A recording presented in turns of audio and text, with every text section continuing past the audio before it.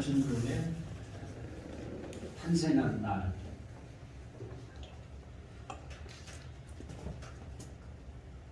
또 내년에도 성탄절이 있고 또 그 다음에도 주님이 오시는 그날까지 성탄절은 계속될 것인데요.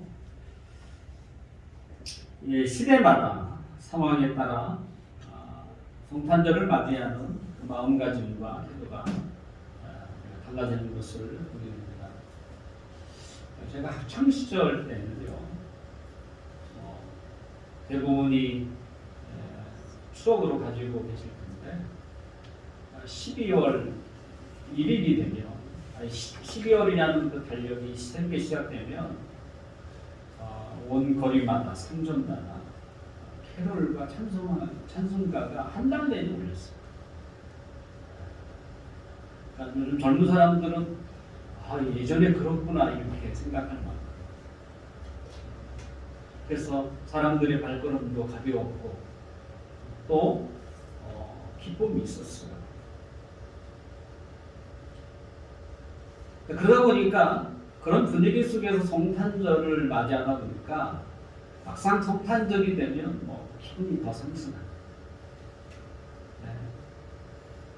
꼭 그 옛날 소풍 가기 전에 설레는 마음처럼 성탄절은 아주 그냥 기분이 좋은 날.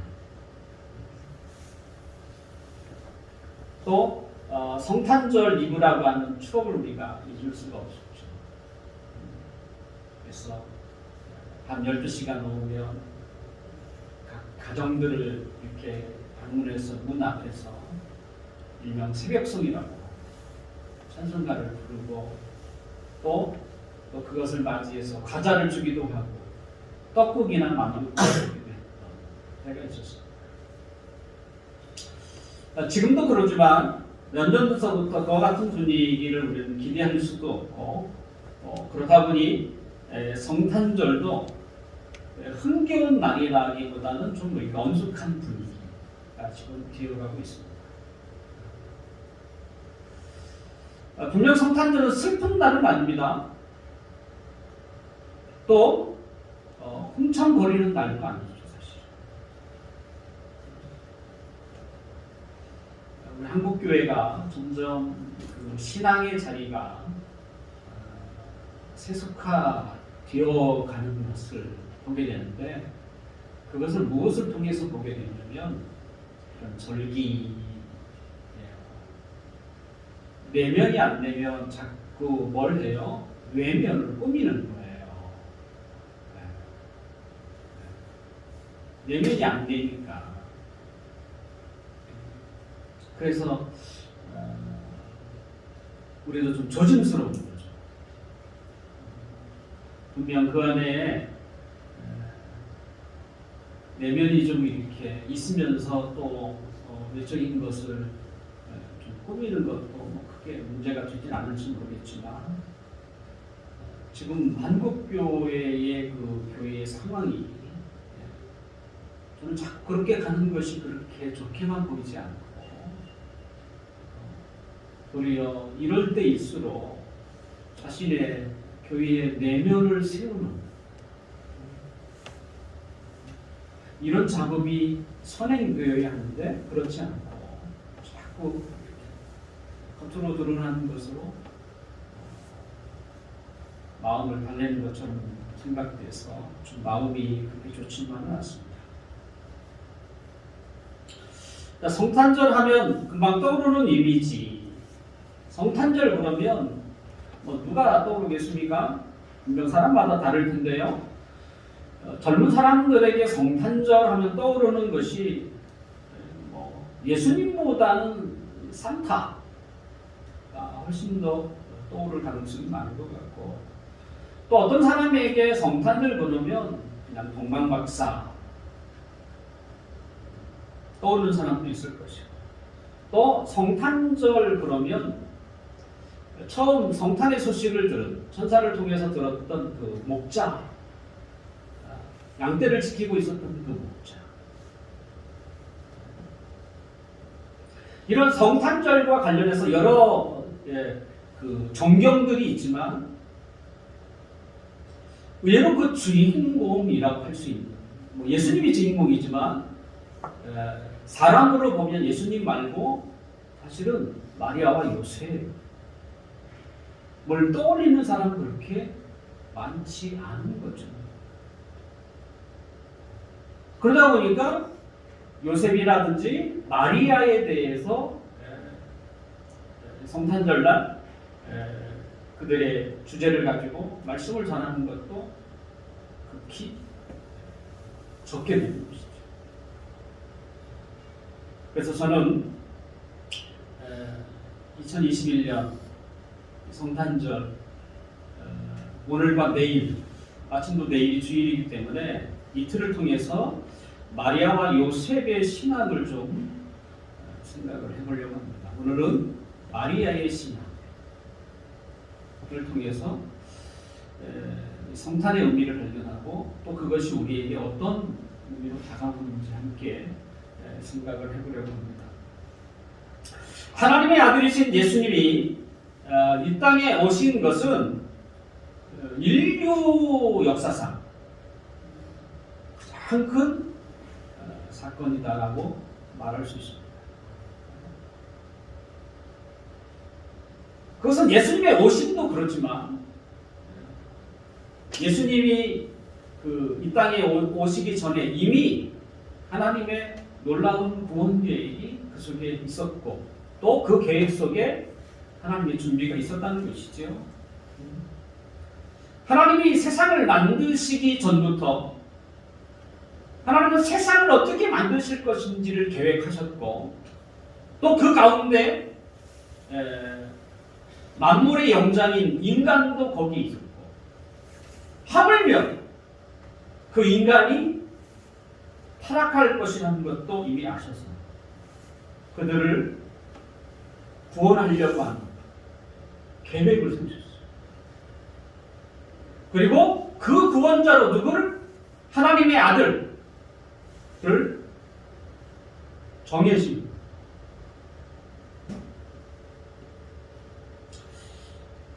제가 이렇게 말할 수 있는 것은 사도 바울이 에베소서 1장에 보면 그 근거를 우리에게 제시하고 있어요. 바울은 인간을 위한 예수 그리스도의 그 오심 그리고 그분의 죽으신 사건을 이미 창세 전에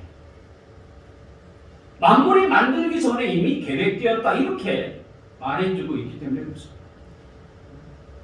성경학자들의 그 인류 역사를 계산을 하면 예수님이 이 땅에 오시기 전을 한 4,000년 정도로 봐요. 그러니까 하나님이 만물을 만들기 전에 계획하셨고 그리고 예수님이 이 땅에 오신 때가 4,000년이라고 하는 준비 기간이 있었다는 것이죠. 우리가 무엇인가 하려고 할 때 계획이라는 걸 세우잖아요. 그리고 그 계획을 실제 실행하는. 그런데 그 계획과 실행하는 그 사이에 시간이라는 게 있어요. 만약에 정말 지금 우리가 실행하려고 하는 일이 엄청나다면 그 준비하는 그 시간이 길 거예요. 그런데 예수님이 이 땅에 오실 때 그 계획을 준비하는 그 시간이 4,000년. 그러니까 성경학자들의 그 시간 계산은 4,000년이라는 시간. 도대체 어떤 일이기 4,000년이라는 그 기간 동안 준비해서 이 땅에 오십니까? 그만큼 예수님의 오심은 엄청난 일이라는 거죠. 실제 예수님은 이 땅에 역사의 그 획을 그으신 분. 우리가 기원 전, 기원 후로 그 중심을 누구를 잡느냐? 예수님을 잡는. BC, Before Christ, 예수님 전을 우리 BC라고 합니다. 역사의 중심점을 두고 예수님을 잡고 있어요. 그래서 예수님 이전을 우리는 성이라고 부르고 기원 전, 그리고 예수님 이후를 기원 후라고 부르는 AD, 아노 도민이라고 부르는. 그만큼 예수님은 굉장히, 예수님이 이 땅에 오신 것은 대단하고 엄청난 일이라는 것이죠. 왜 그것이 엄청난 일입니까? 왜 그 사건이 인류 최대의 기적 중의 기적일까요? 그것은 창조자 하나님이 피조물의 자녀, 인간이 되신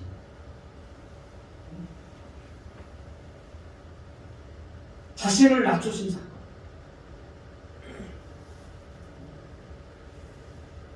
이건 엄청난 일이거든요.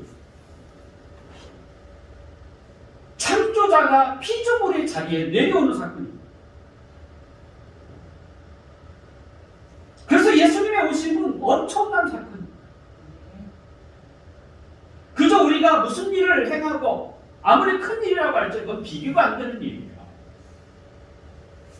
이건 그 너무도 상상할 수 없는, 어떻게 신이 그 피조물의 자리에 내려올 수 있는가. 이날이 성탄절이라고 하는 거죠. 4,000년이라는 준비 기간이 필요할 만큼 그 엄청난 사건이 성탄이라고 한다면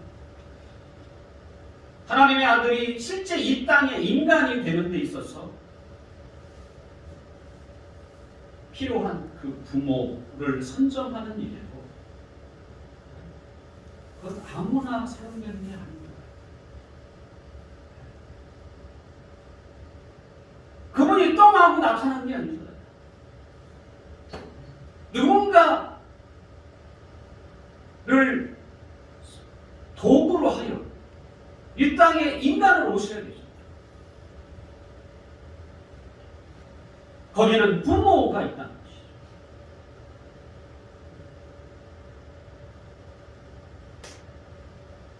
어느 날 갑자기 임신 소식을 천사를 통해서 듣고 또 10개월 동안 예수님을 몸에 배웠던 마리아. 그 마리아는 과연 어떤 여인입니까?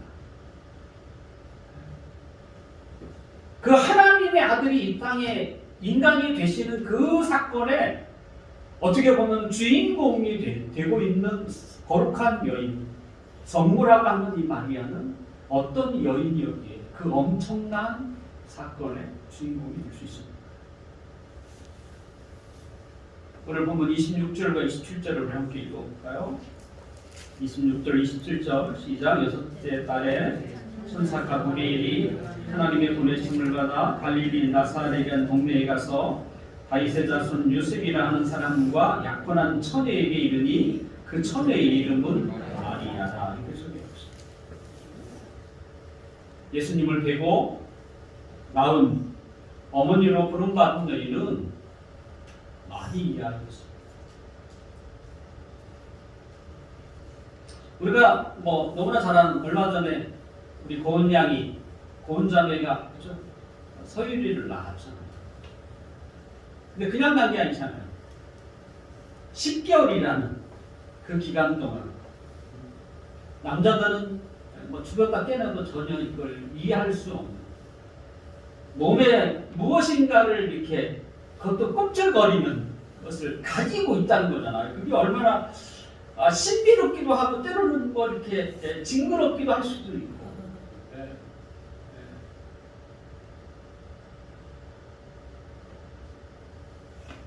그런 의미에서 이 세상의 어머니는 사실은 좀 존경받아야 하지 않겠나.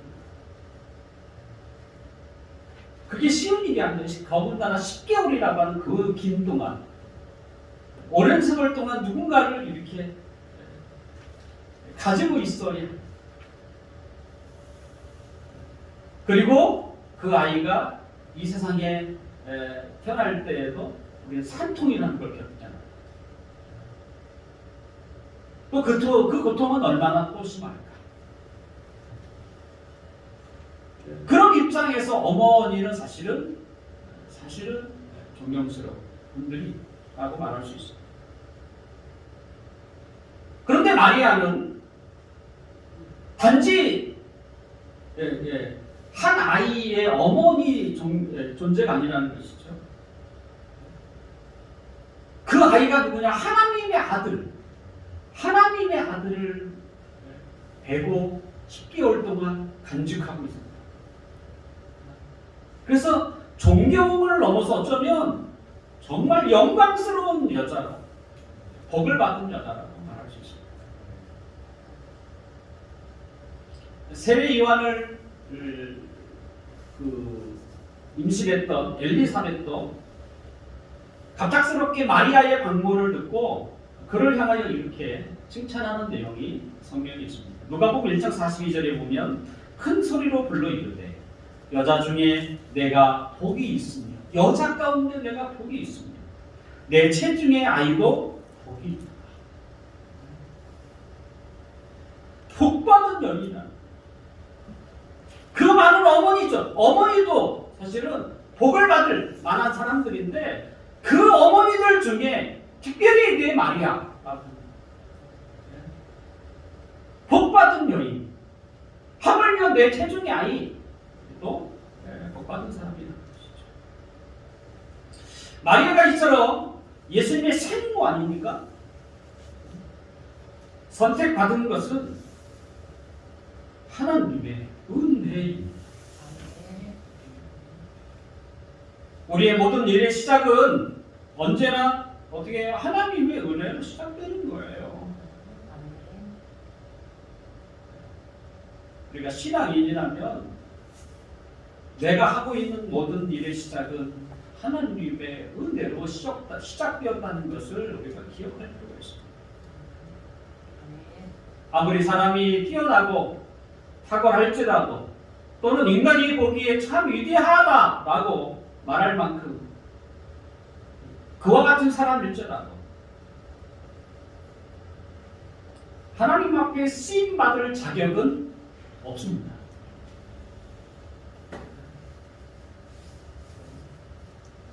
죄로 인하여 타락한 자들이기 때문에 하나님이 그들을 사용하실 이유는 없어요. 또 자격도 안 돼요. 그러므로 우리가 하나님 앞에 쓰임받는 데 있어서 하나님의 은혜보다 더 앞선 것은 없다는 거예요. 그걸 아는 사람은 교만할 수가 없습니다. 어떻게 교만하겠습니까? 그걸 아는 사람은 진짜 성숙한 사람이죠. 그래서 이것은 하나님의 은혜입니다.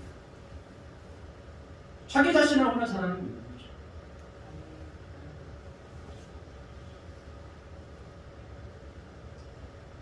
그러므로 이 땅에 일어나는 모든 일들은 그 하나님의 은혜가 그 시작점이라고 말할 수 있습니다.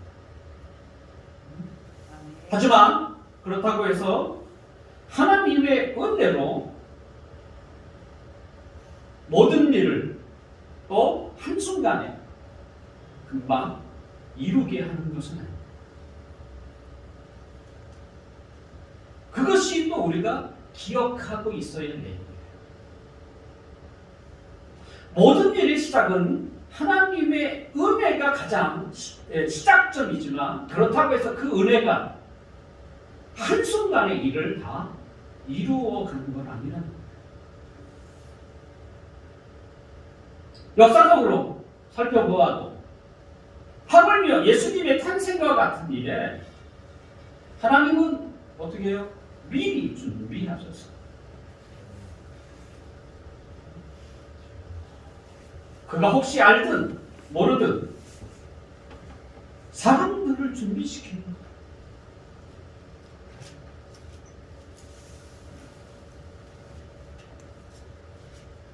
그런 점에서 마리아는 거룩한 성모로서의 덕을 갖출 수 있도록 하나님이 미리 준비하셨어요. 때가 되어 그를 사용하십니다. 그러니까 하나님의 은혜가 부어지면 당장 무엇이 이렇게 다 이루어지게 하나님이 하시지 않아요.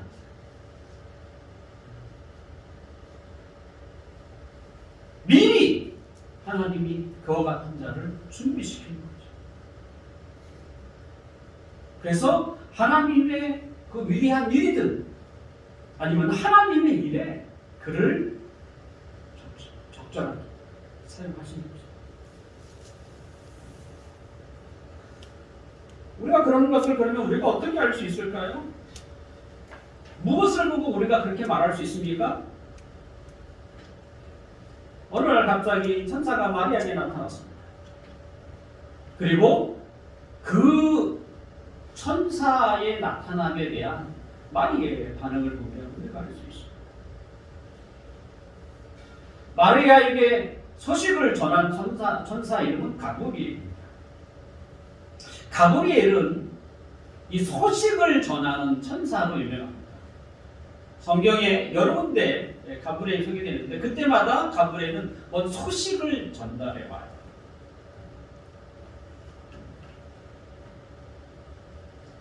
본래 임신하지 못했던 그 엘리사벳에게 임신 소식을 알린 것도 엘리사벳이 세례 요한에 오는 가브리엘이라는 천사였어요. 그리고 정혼하였지만 아직 처녀인 마리아에게 갑자기 찾아와 소식을 전한 천사도 가브리엘이었어요. 여러분 천사 그러면 어떤 의미가 떠오릅니까? 왠지 모르게 천사 그러면 날개가 떠올라요. 또 실제 그런 그림도 많이 이렇게 배포되어 있는 것도 우리가 아마 하늘을 나는 새를 연상했던 것 같아요. 왜냐하면 이렇게 하늘 가까이 날아다니는 천사는 뭐 새가 날개가 있어야 되지 않겠느냐 이렇게 생각한 것 같아요. 근데 그런 우리의 추측이 크게 틀리지 않다는 것을 또 성경은 우리에게 말해주고 있다는 것인데요. 이사야 6장 같은 경우에 보면 이사야가 천상을 보게 됩니다. 하늘을 보는 거죠. 거기에 천사들의 모습도 소개되어 있는데 글쎄 천사가 뭐가 있습니까? 날개가 있는 거예요. 진짜. 그런데 우리가 상상하는 것처럼 날개가 양쪽에 하나씩만 있는 게 아니라 6 날개가 있는 거죠. 이것도 우리의 생각과는 너무나 다릅니다. 어떻게 있지? 6 날개가 어떤 식으로 붙어있지가 도리어 이제 궁금해지죠. 근데 이사야가 본 그 천사의 그 날개의 역할이 뭐였냐면 그 날개로 눈을 가리고 그 날개로 발을 가리고 그리고 그 남은 날개 2개로 나르며 그 하나님을 찬양하고 있는 이렇게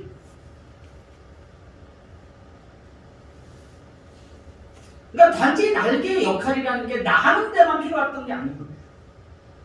거룩하신 하나님 앞에 자신의 모습을 가리는 데에도 날개가 사용되고 있는 것으로.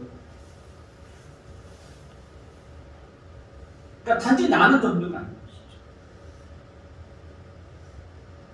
근데 천사가 꼭 날개만 가지고 있는 천사.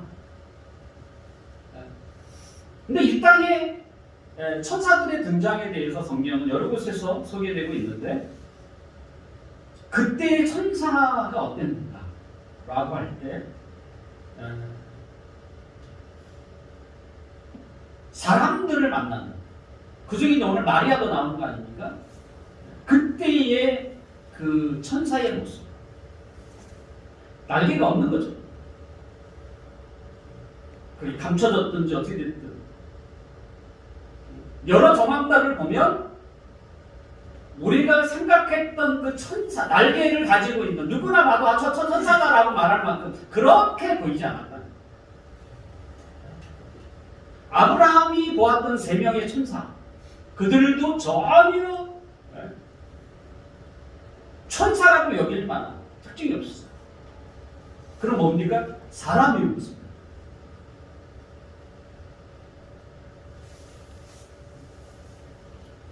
사람의 모습으로 천사가 왔다. 마리아도 마찬가지입니다.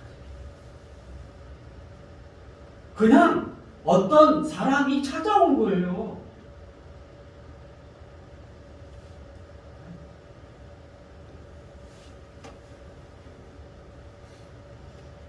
혹 사람으로 변장한 천사가 그 모습이 화려할지라, 아 저기 저 천사는 하나님이 보낸 천사다 이렇게 또 말할 수 있나요?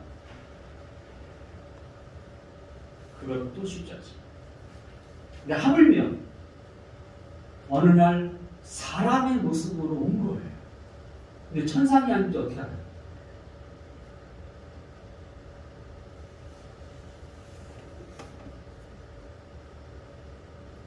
분별력이 있어요. 더군다나 찬란한 광채를 가지고 나타나는 천사라고 할지라도 분별이 필요해요. 왜냐하면 바울 선생님은 고린도서 11장 14절에 보면 사단도 스스로 자신을 광명한 천사로 흉내내기 때문에 그렇습니다. 그러니까 화려하게 등장한 천사라고 할지라도 우리는 속단해서는 안 돼요. 왜? 사단도 그 흉내 낸다니까.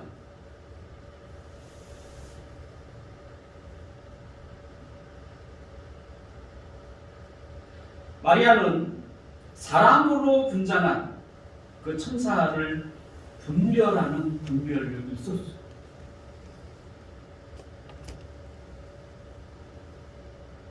지금까지 여러분들이 이 구절을 읽으면서 그냥 읽지 않았겠어요? 사람, 어느 날 어느 손님이 온 거죠. 낯선 손님이 온 거예요. 그리고 이런 이야기를 하고 간 거예요. 여러분 어떻게 반응하겠어요? 천사라고, 하나님이 보낸 천사라고 생각하겠습니까? 아니면 그걸 미친 자는 바보예요. 이렇게 생각하겠습니다. 그러려면 뭐가 있어야 됩니까? 그것을 구별할 수 있는, 분별할 수 있는 분별력이 있어요. 마리아는 그것을 가지고 있었다. 근데 그 분별력은 어떤 것입니까? 고도의 신앙을 가진 자에게 나타납니다. 아브라함은 보통 사람이 아닙니다. 길 건너에서 잠깐 쉬고 있는 그 세 명을 보고 하나님이 보낸 사람이라고 생각할 만큼 탁월한 영성을 가지고 있는 게 아브라함이었어요. 근데 지금 마리아가 마리아가 고도의 신앙을 가지고 있었어요. 사람을 보고 하나님이 보낸 천사다라고 여길 만큼 분별할 수 있는 신앙을 가지고 있었다.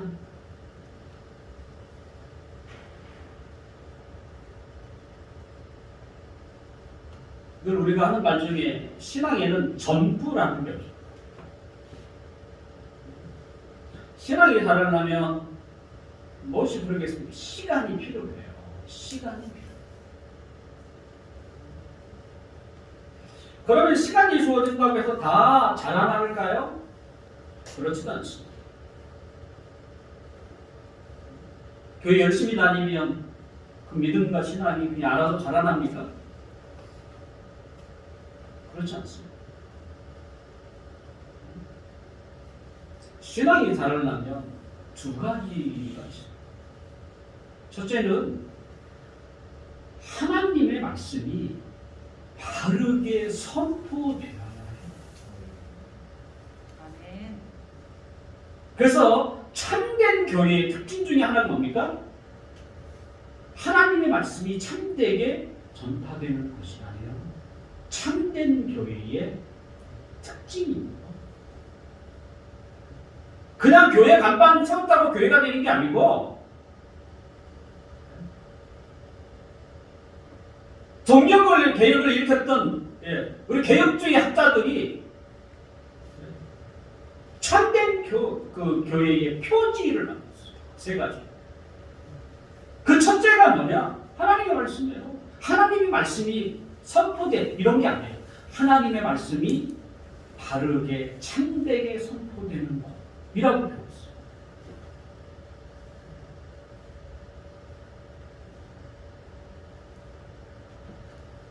하나님의 말씀이 바르게 전파되지 않는 곳에는요, 많은 시간이 들인다고 할지라도 그 시간이 자라지 않습니다. 그런 교회에 나는 오래 다니고 또 신실하게 성실하게 교회를 섬겼던 권사님, 장로님, 안수집사라고 할지라도 자라지 않아. 기반이 없잖아.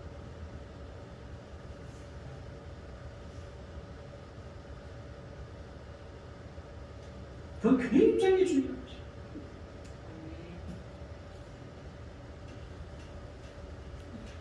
저는 무엇보다도 하나님의 말씀을 바르게 전하려고 하는 일에 제가 관심이 많아요. 왜냐하면 제가 느낀 게 그것이 조건이 되지 않으면 하나님의 백성들은 결국 잘할 수 없다는 걸 제가 확신하고, 제가 못했지만 얼마나 많은 신앙생활을 하면서 보고 느끼고 그리고 잘하지 못하는 것들을 스스로 한탄하면서 또 그런 마음을 가지고 목회하고 신앙을 하면서 제가 최종적으로 느낀 게 믿음과 신앙이 자라려면 반드시 하나님의 말씀이 바르게 선포돼요.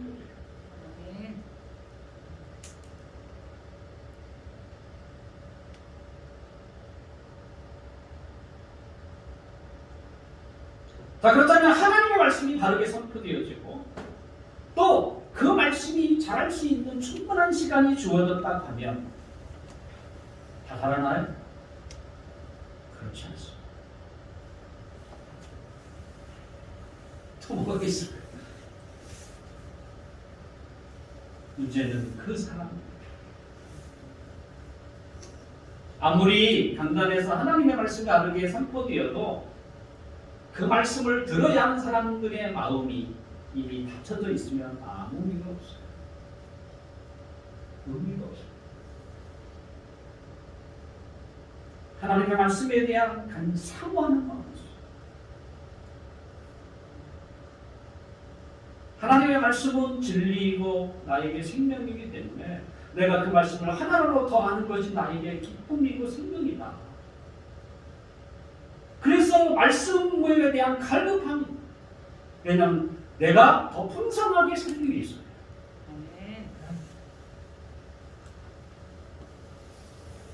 그래서 그런 간절한 마음을 가지고 있는 사람, 그런 마음으로 말씀을 듣는 사람은요, 다른 말씀을 들으면 그 사람은 시간이 가면 갈수록 그 믿음이 자라요.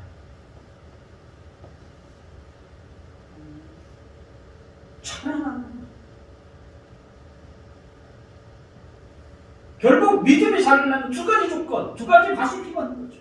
첫째는 하나님의 말씀이 바르게 선포되고 그 말씀을 사모하는 사람이 있어요. 말씀을 사모하는 사람이 그 말씀을 깨닫게 되면 실천하지 않겠습니까? 그 실천하게 돼 있는 거예요. 그 마음이 있는 사람. 왜 사모합니까? 자기가 하나님의 사람으로 세워지고 또 하나님이 주시는 하나님의 신령한 복을 누리려고 그 사모하는 거잖아요. 하나님으로부터 내가 아는 것만큼 내가 삶으로 녹아지기 때문에.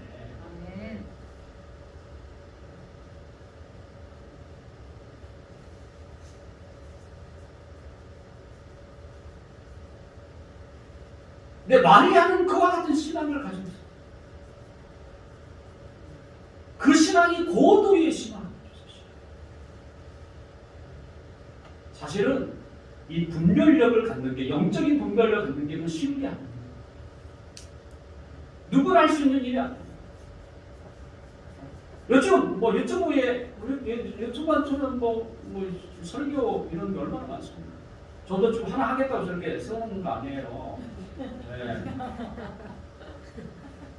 근데 여러분은 그 설교를 딱 듣고 이게 하나님의 말씀을 바르게 전하고 있는지 전하지 않는지 여러분 이렇게 분별할 수 있습니다. 이거 분별할 수 있는 사람이 이렇게 많지 않아요. 자기가 알고 있어야 분별이 되지. 어떻게 알지 않고 분별이 돼?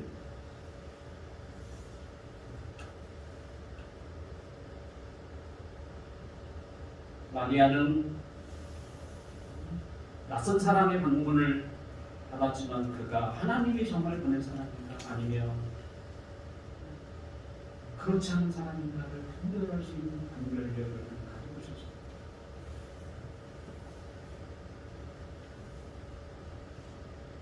갑자기 나타났던 천사 가브리엘, 그는 이미 목적을 가지고 왔죠. 갈릴리 나사렛 마을에 가서 그러니까 그 마을에 들어온 거예요. 그냥 날라서 마리아의 집에 온 게 아니고 갈릴리 나사렛 마을에 들어갔어. 다윗의 자손 요셉이라는 자와 약혼하였지만 아직 처녀인 마리아를 찾은.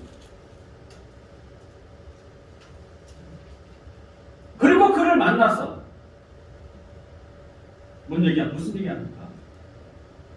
먼저 하나님의 계시를. 어떤 얘기입니까? 28절 함께 볼까요? 28절 시작. 그에게 들어가 이르되 은혜를 받은 자여 편안할지어다. 주께서 너와 함께 하시도다. 은혜를 받은 자여 평안할지어다. 주께서 너와 함께 하시도다. 이 말을 들은 마리아는 깜짝 놀랐습니다. 어느 날 낯선 사람의 방문을 받는 거죠. 그리고 그 사람의 입을 통해서 이런 말을 듣게 되는 거예요. 하나님의 은혜를 받은 자여, 하나님은 당신과 함께 하십니다. 마리아는 그 말을 유심히 생각했습니다. 이게 도대체 어떤 말인가? 하나님이 나에게 은혜를 주시다니. 더군다나 우리는 그죠? 그 은혜라는 것이 누구에게 이렇게 전달받아서 오는 게 아니잖아요. 그죠? 그냥 우리가 알 수 없게 하나님의 은혜라고 느낄 만큼 은혜가 오는 거잖아요. 그런데 누군가가 나에게 찾아와서 하나님의 은혜를 받았습니다. 하나님 당신과 함께 하셨다 이러면 그건 특별한 거잖아요. 네? 마리아의 심정이 그랬던 것이죠. 하나님이 지금 그를 찾아서 알리고 있는 거예요. 무엇인가? 당신이 하나님의 은혜를 받았습니다. 마리아는 그 말을 깊이 생각한 거죠. 하나님이 나에게 은혜를 베풀다. 그리고 하나님이 나와 함께 하시겠다고 하시죠. 그 말을 듣는 순간 더군다나 자기 앞에 지금 이야기하고 있는 그 낯선 사람이 이건 보통 사람이 하나님이 보낸 사람. 그 입을 통해서 마리아가 이 말을 들을 때에 그리고 그 말을 깊이 생각할 때 마리아의 마음에 어떤 마음? 두려운 마음이 생겼어요. 어떤 의미에서 하나님이 나 같은 자를 사용하시다. 그게 그에게 두렵게 느껴졌어요.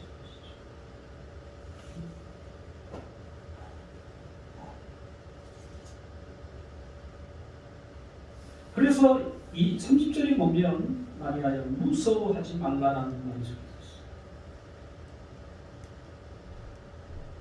두려워하고 있는 거예요.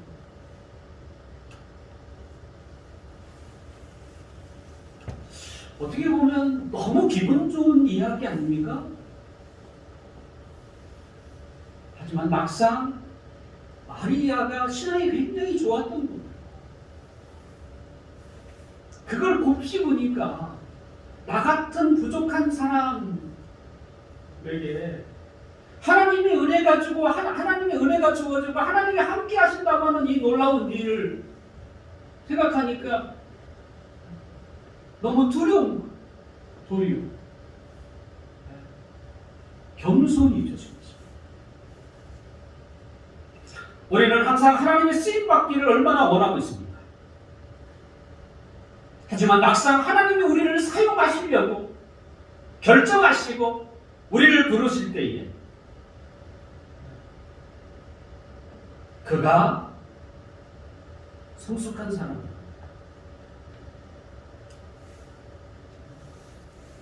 자신의 부족을 발견하고 도리어 두려워하지 않겠어요?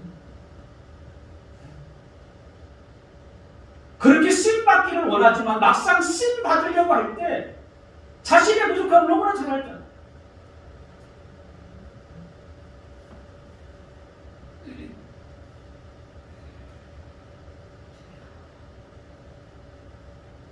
마리아가 얼마나 그 신앙이 깊은지를 또다시 우리가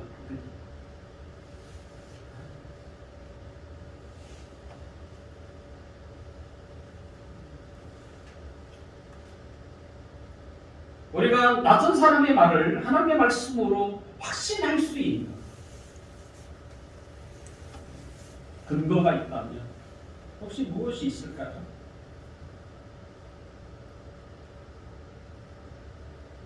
귀에 듣기 좋은 말이기 때문에 하나님이 주신 말씀인가요? 많은 사람들은 자신의 귀에 듣기 좋은 말을 듣고자 해요. 뭐 성탄절이라고 하니까 뭐 스마트폰에도 뭐 까똑 소리는 안 나지만 뭐 소리를 내가 들으려고 계속 뭐 듣기 좋은 말들을 많이 막 보내더라고요. 그럴 때가 제가 굉장히 고민이 많아요.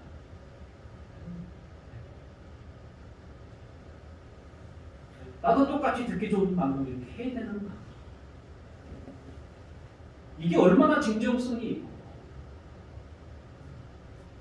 이게 또 얼마나 하나님이 받을 만한 말인가? 제일 고민이 많아요, 사실. 그래서 속으로 제발 좀 안 그랬어요. 그렇다고 해서 그냥 아무 대꾸도 안 할 수가 없잖아요.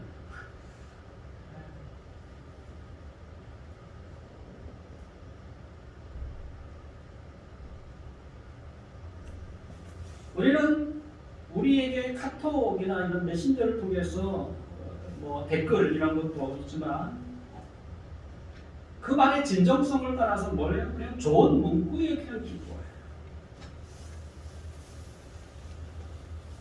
그리고 그런 문구들이 하나님이 나를 위로하시는 것이고 하나님의 역사일 것이라고 은근히 기대하죠. 우리가 그렇게 기대하고 반응하는 거에 대해서 뭐 고마워할 수는 있겠죠. 하지만 그런 반응이 하나님의 역사로 이어지는 건 아닙니다.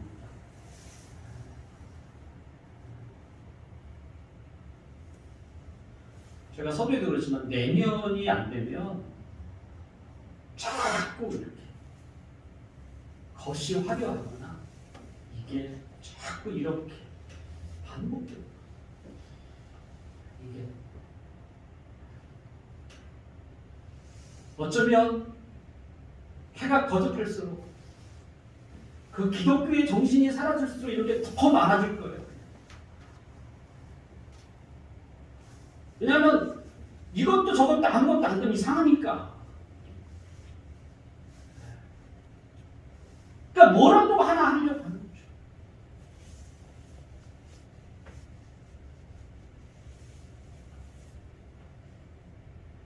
우리는 경건한 사람이거나 또는 목사님에게 뭐 듣기 좋은 말이라는 게 있잖아요. 당신처럼 복받는 사람은 없을 것입니다. 하나님께서 당신에게 한없는 끝이 없는 이란 은혜를 베풀어 주실 것입니다. 당신은 하나님과 함께하는 사람입니다. 이런 말을 들으면 당장 아멘이라고 하겠죠.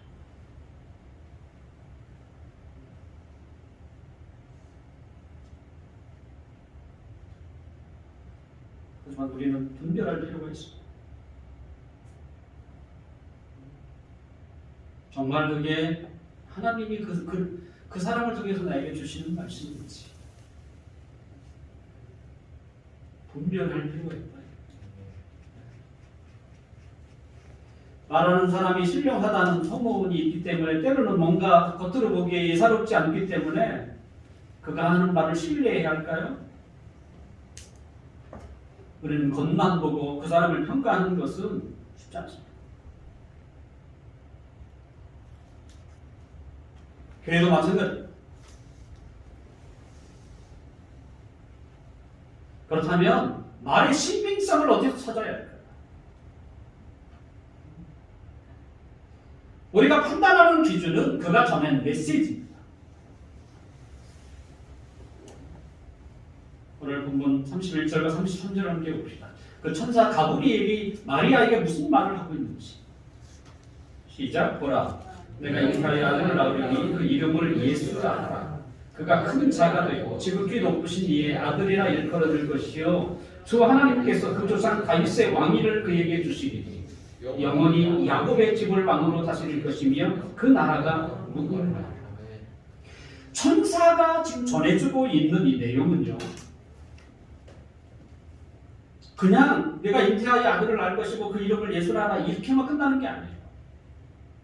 큰 자가 되고 지극히 높으신 이의 아들, 하나님의 아들 일컬어질 것이요 또 하나님께서 그 조상 다윗의 왕위를 그에게 주시고 그가 야곱의 집을 왕으로 다스릴 것이며 그 나라가 하나님 나라죠. 영원 무궁하리라 이런 얘기죠. 이런 글귀를 우리는 어디서 배웠습니까? 어디서 보게 됩니까? 그것은 구약이에요. 특히 선지자들이 후에 오실 메시아를 이야기할 때에 메시아만 얘기하는 게 아니라 그 나라를 표현해요. 제가 목도할 때 여러분에게 그 이사야 9장 6절을 읽어드렸는데 그 내용, 한 아기가 우리에게 나서 그의 이름은 기묘자요 오사요 전능하신 아버지요 영존하신 아버지요 평강의 왕이라. 이게 끝나는 게 그 나라가 무궁하며 그가 정의와 공평을 이 땅에 하나님의 열심히 이를 이루시리라. 구약에 있는 선지자들이 메시아를 이야기할 때 다 왜요? 이와 같이. 근데 가브리엘도 어때요? 똑같은 이야기를 합니다.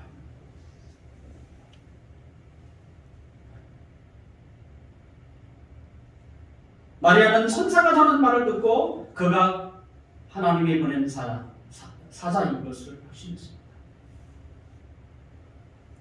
왜냐하면 천사가 전해준 말이 선지자들이 오랫동안 이스라엘 백성들에게 말했던 내용과 크게 다르지 않기 때문에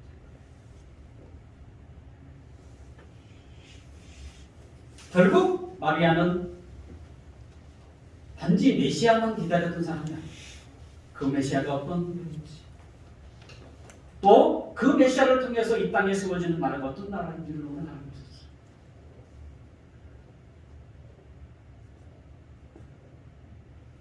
결국 성경을 알고 있었던 거예요.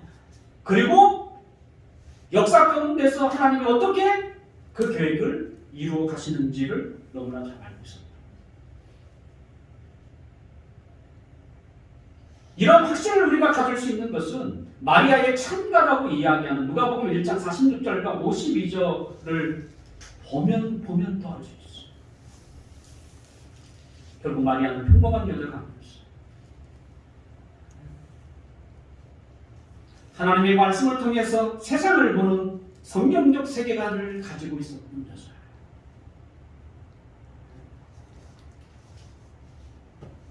우리가 살고 있는 이 세상이 그저 사람들의 말과 행동에 따라 진행되지 않고 하나님의 계획 가운데 진행되고 있다는 것을 너무나 잘 알고 있었던 여인, 그가 마리아예요.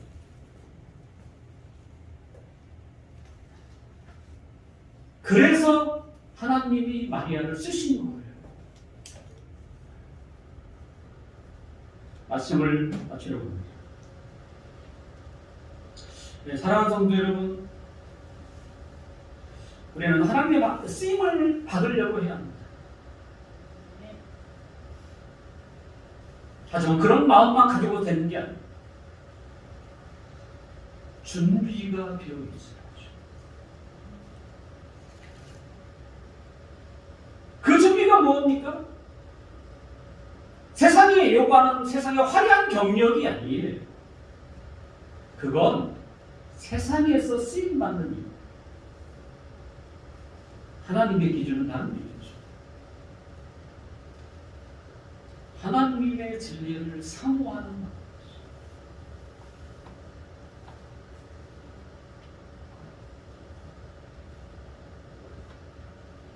또한 온 세상의 주인이신 그 하나님이 어떻게 이 세상을 바라보시고 또 진행해 나가시는 것을 알아야 합니다. 그런 걸 성경적 세계관입니다. 성경을 통해서 그것이 끊임없이 우리에게 전달하고 있죠. 마리아는 매우 가난한 명. 더군다나 이 천국 속에서. 하지만 그 어마어마한 사건의 주인공이 되는 어떻게 그게 가능했어요? 이거였어요.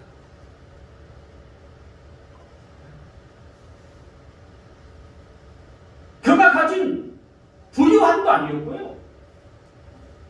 스펙도 아니고 환경도 아니었어요. 하나님을 사모하는 마음. 그리고 하나님의 말씀이 가지고 있는 이 세계를 바라보는 성경의 세계가.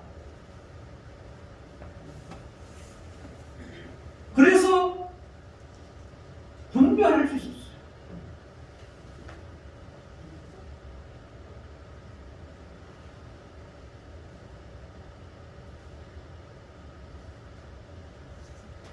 저는 그게 맞다고 봅니다.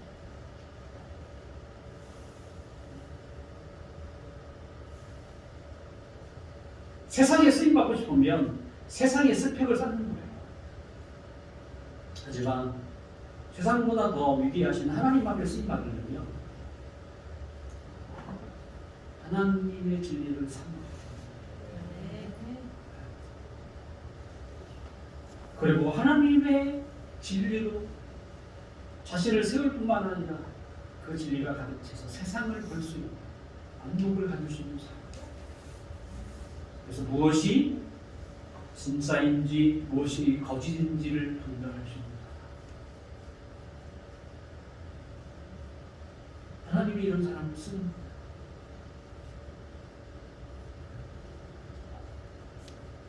하나님께는 저와 그리고 여기에 있는 우리 사랑하는 성도들이 그런 마음을 가졌으면 좋겠어요. 그러면 하나님이 언젠가 그를 쓰십니다. 여러분을 부르서 이제 됐다. 내가 너에게 은혜를 준다. 내가 너와 함께하다. 우리를 부르시는 거예요. 그때에도 우리는 늘 부족하지만 하나님이 우리를 사용하십니다. 이와 같은 일들이 우리 모든 성도들의 삶에 아름답게 펼쳐가기를 주님의 이름으로 축원합니다.